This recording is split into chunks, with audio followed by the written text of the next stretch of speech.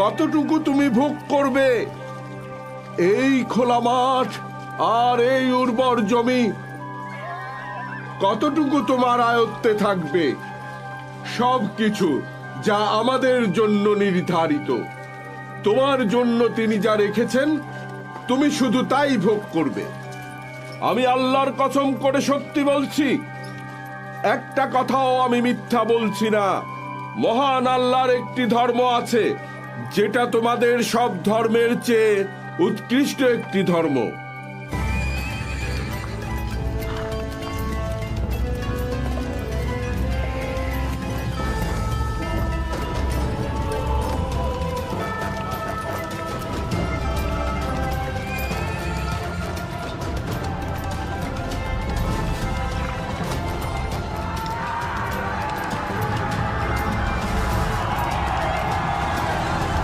মারো ওদের!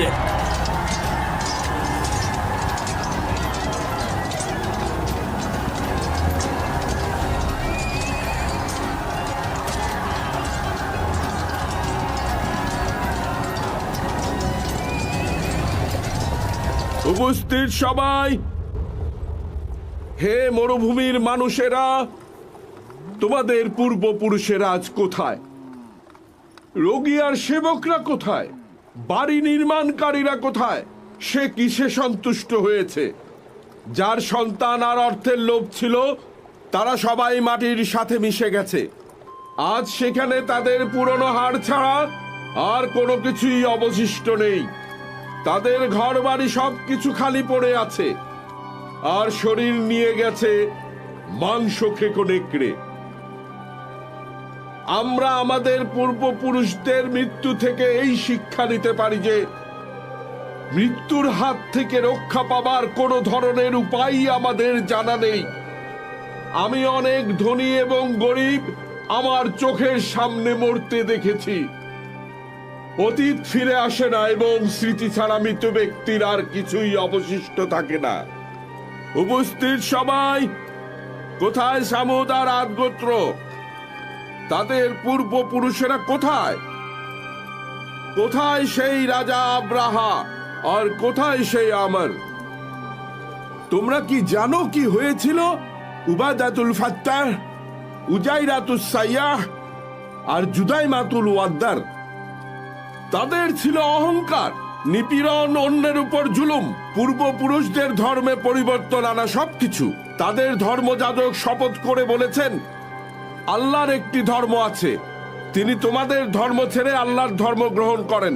তিনি শেষ জামানার এক নবীর কথা বলেছেন, যার আগমন শীঘ্রই ঘটবে। তিনি সব সত্যি বলেছেন। আমি সেই নবীর অপেক্ষায় থাকব।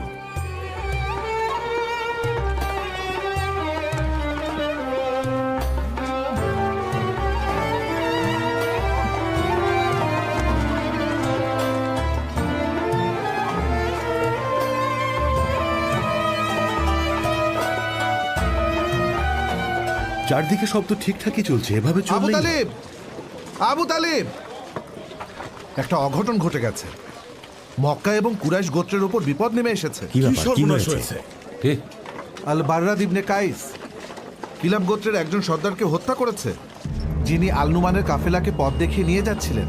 কি বলছো? আলবাররা কিলাব গোত্রের একজনকে মেরে ফেলেছে, তাও উকাদের সময়? কাকে হত্যা করেছে হার্ব?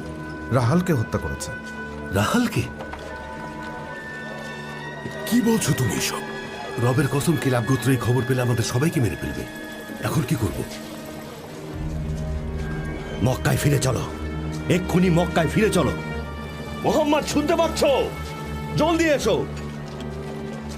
বাররাদের সাথে দেখা করে চালাকি করতে হবে, আর কোনো সমাধান নেই। লোক পাঠাতে হবে যাতে কুরাইশ ও কিনানার লোকদের কাছে ঘোষণা করে মক্কায় গন্ডগোল হয়েছে, তাই ফিরে যেতে হবে। শোনো কুরাইশের জনগণ, শোনো কুরাইশের জনগণ, কিলাব আর আমির গোত্রের লোকেরা আমাদের ধরে ফেলার আগে এখান থেকে পালাতে হবে। তাড়াতাড়ি করো, আমাদের দ্রুত বাইতুল হারামে পৌঁছাতে হবে। ওদের কাছে খবর পৌঁছানোর আগেই কুরাইশগণ, তোমরা জলদি পালাও, জলদি!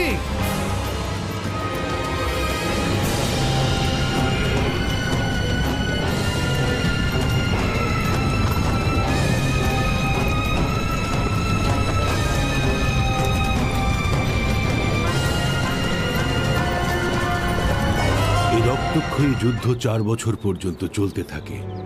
এর ফলে কুরাইশ ও কিনানা গোত্রের মধ্যে বাণিজ্য চুক্তি বন্ধ হয়ে যায়। অপরদিকে মিত্র গোত্রগুলো হাওয়াজান গোত্রের সাথে বাণিজ্য বন্ধ করে। এ যুদ্ধে অনেক বীর সৈনিকদের পতন হয়েছিল।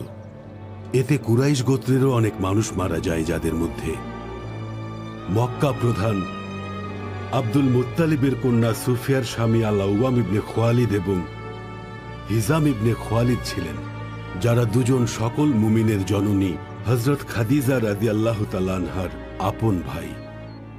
আবু সুফিয়ানও নিহত হন। বনি কায়েস গোত্রেরও অনেকে, যেমন জুবাইর ইবনে রাবিয়ার মতো বিখ্যাত ব্যক্তিরা মারা যান। এরপর দুই পক্ষ শান্তি চুক্তির আলোচনায় বসে। হে মুদার গোত্র, আপনারা কেন লড়াই করছেন? কেন ডেকেছো আমাদের? শান্তির জন্য। কিভাবে সেটা? আপনাদের মৃতের ক্ষতিপূরণ দেব, আর আপনারাও তাই করবেন। কে তুমি? তোমাকে কিভাবে বিশ্বাস করব? আমি উতবা ইবনে রাবিয়া ইবনে আব্দের শামস ইবনে আব্দে মানাফ। সম্ভ্রান্ত বংশের লোক। আপনারা আমাদের উপর যদি ভরসা করেন, তাহলে আমাদের একজনকে জিম্মায় রাখতে পারেন।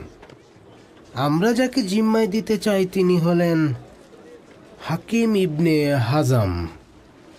এই যুদ্ধে সে তার বাবাকে হারিয়েছে।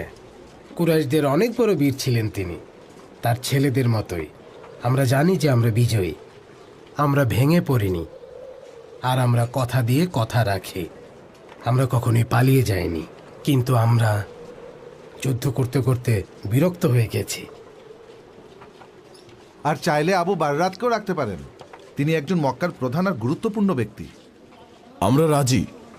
হে মক্কাবাসী, আমরাও যুদ্ধের উপর বিরক্ত হয়ে গেছি। আমরা তোমাদের বিশ্বাস করলাম, তাই জিম্মায় কাউকে রাখবো না। দুই পক্ষের শান্তি চুক্তির পর উতবা সর্দার নির্বাচিত হয়। যদিও সে খুব গরিব ছিল, কুরাইশেরা সে সময় বলতো, আজ পর্যন্ত আবু তালিব আর রাবিয়ার ছেলে উতবা ছাড়া আর কোনো গরিব লোক কুরাইশদের সর্দার হতে পারেনি। আর যদিও আল বাররাহ হারব ইবনে উমাইয়ার বন্ধু ছিল, তারপরও সেই একমাত্র ব্যক্তি যে কিনা উরওয়াহ আল রাহাল আল কিলাবিকে হত্যা করেছিল। এই হত্যার মূল কারণ ছিল আল নুমানের কাফেলারা কখনোই কুরাইশদের অনুমতি ব্যতীত যেন তাদের ভূমিতে প্রবেশ করতে না পারে। এ কারণে কুরাইশরা সকল বাণিজ্য সফরের নেতৃত্ব, কাফেলাদের বাণিজ্য, সকল চুক্তি আর ক্ষমতা নিয়ে নেয়। বলা যায়, শুধু আল বাররার অপরাধের কারণেই সেই যুদ্ধ সংগঠিত হয়নি। কুরাইশেরা আসলে পার্সিয়া আর বাইজেন্টাইনদের কাছ থেকে স্বাধীনতা চাইত, আর সেই সাথে তারা চাইত সমগ্র আরবের বাণিজ্যকে তাদের দখলে নিতে। শান্তি চুক্তি সম্পাদিত হবার পর মহানবী উকাজের যুদ্ধে পীড়িতদের সহায়তা দানে যুবকদের নিয়ে ইতিহাসের প্রথম শান্তি সংঘ স্থাপন করেন। ফিজার যুদ্ধের পরিণতি হিসেবে কুরাইশরা বুঝতে পারে মক্কার এই অবস্থার জন্য তারা নিজেরাই দায়ী। এসব ঘটনার জেরে আব্দুল্লাহ ইবনে জাদানের ঘরে সভা বসে। সভাকে সফল করার জন্য কিছু ব্যক্তি পরামর্শ করার উদ্দেশ্যে কাবা ঘরে মিলিত হন। এই উকাজ বা ফিজার যুদ্ধের জন্য মহানবী যে শান্তি সংঘ স্থাপন করেছিলেন, তিনি তার নাম দেন হিলফুল ফুজুল।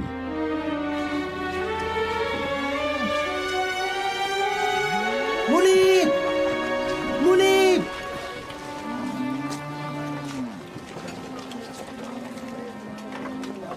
কি হয়েছে মাইসারা? আপনার খোঁজে এসেছি মুনিব। কেন, কি হয়েছে? ফুপি খাদিজা খবর দিয়েছেন একজন সৎ বিশ্বাসী নিষ্ঠাবান কুরাইশ যুবক খুঁজে দিতে হবে তার ব্যবসা পরিচালনা করার জন্য। তার স্বামীর মৃত্যুর পর ব্যবসা বাণিজ্য সামলাতে তিনি একা পারছেন না। ঠিক আছে, ঠিক আছে, অবশ্যই তাকে গিয়ে বলবে, আমি ব্যবস্থা করব। তার কাছে আমি রাতেই খবরটা নিয়ে যাব। তিনি আপনার অপেক্ষায় থাকবেন।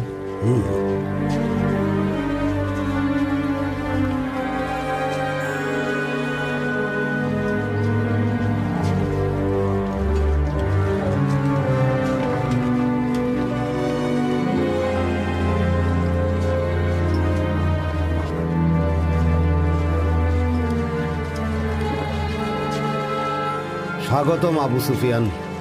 স্বাগতম আমার বন্ধু হাকিম ইবনে হুজাম।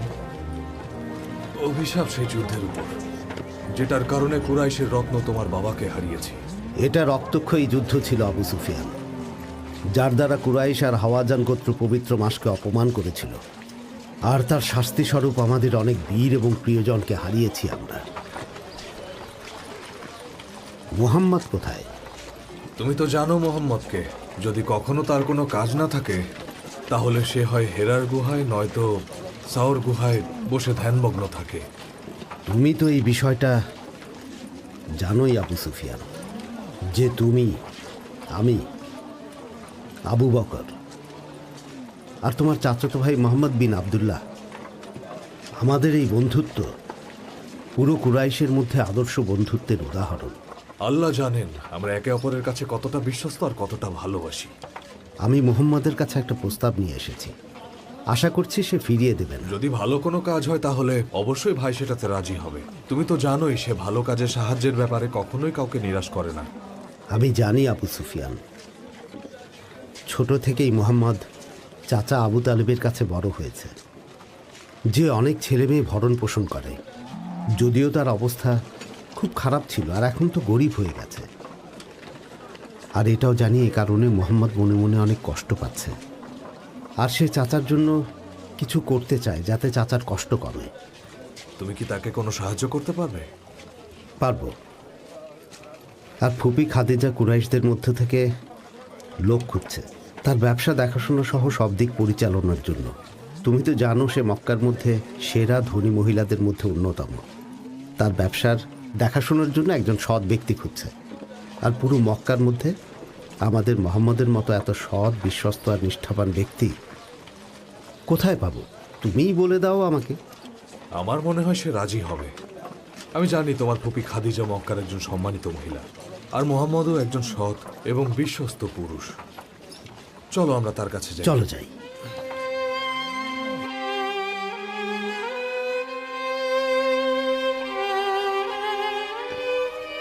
এত চিন্তা করবেন না তালিবের আব্বা, চিন্তা করা বন্ধ করুন। তুমি তো জানো আমি অভাব নিয়ে চিন্তায় আছি, কিন্তু আমার এর চেয়েও বেশি চিন্তা হচ্ছে প্রিয় মুহাম্মদকে নিয়ে। মুহাম্মদ আমাদের কাছে আমাদের ছেলে তালিব, আকিল আর জাফরের মতোই আছে। আমি জানি ফাতেমা, আমি জানি সে আমাদের অবস্থা সম্পর্কে জানে, তাই সে নিজের দুঃখ চেপে রেখে আমাদের জন্য কিছু করার চেষ্টা করছে। যদিও তার করার মতো কিছুই নেই, আর আমিও তার কাছ থেকে কোনো কিছুই নিতে চাই না। ও সাধারণ বালকদের মতোই জীবনযাপন করুক, চাই না ও ঘরের কোনো দায়িত্ব পালন করুক। যদিও সে জানে না কিভাবে দারিদ্র্যের সঙ্গে মোকাবেলা করতে হয়, তবুও আপ্রাণ চেষ্টা করে যাচ্ছে আমাদের জন্য।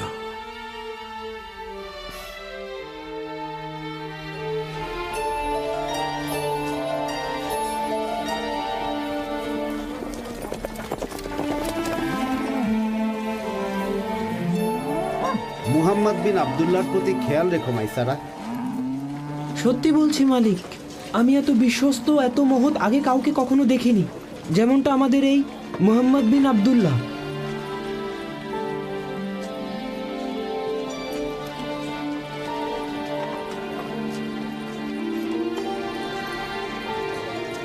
মনে রেখো আসামে যাচ্ছে এই সফর মাইসারা।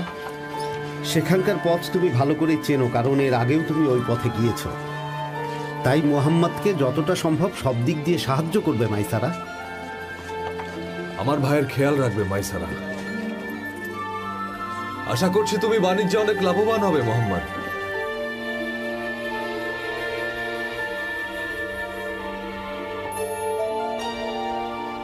আমি খুবই খুশি হয়েছি ফুপি। আমি এই বিষয়ে নিশ্চিত